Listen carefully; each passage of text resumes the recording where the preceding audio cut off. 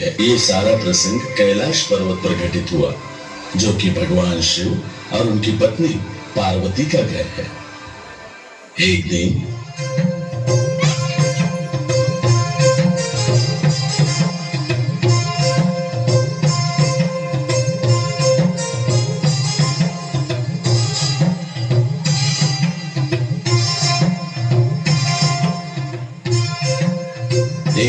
जब भगवान शिव कैलाश पर्वत पर नहीं थे और माता पार्वती नहाने की तैयारी कर रही थी, तब उन्होंने सोचा, अभी यहाँ पर कोई नहीं है, मुझे नंदी से यहाँ द्वार पर पहरेदारी करने के लिए कहना चाहिए।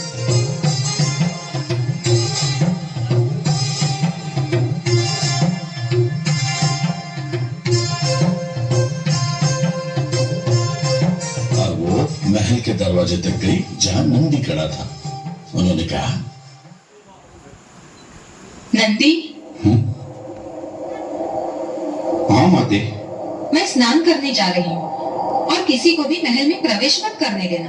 आप बिल्कुल ही चिंता न करें माता, आप जाइए स्नान कीजिए, मैं किसी को भी अंदर प्रवेश नहीं करने दूंगा। ये सुनकर नंदी को वहीं पहरेदारी के लिए छोड़कर माता पार्वती स्नान के लिए निकली। जैसे ही वो गई, भगवान शिव वहां पहुंचते हैं। नंदी उन्हें आते हुए देखता है और सोचता है, भगवान शिव माता पार्वती के पति है और मेरे स्वामी है। यदि उन्हें अंदर प्रवेश करने से रोकता हूँ तो वे क्रोधित हो जाएंगे, और यदि वे अंदर पहुंच जाते हैं तो माता पार्वती क्रोधित हो जाएगी। अब मैं क्या करूँ? जब तक नंदी कुछ सोचे, तब तक भगवान शिव आगे बढ़कर महल के अंदर चले गए।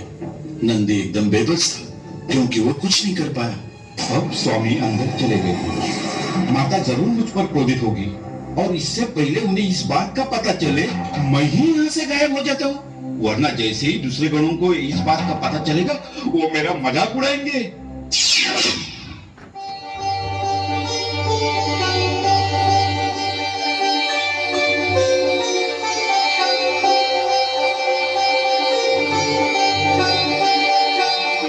नंदी ने बिल्कुल सही सोचा था।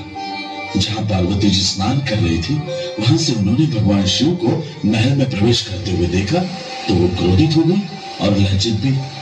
उन्होंने तुरंत एक निर्णय लिया, मुझे ऐसे व्यक्ति की आवश्यकता है जो सिर्फ मेरे ही आदेश का पालन करे, क्योंकि कोई भी ऐसा गण नहीं है जो भगवान शिव की अवहेलना कर सके।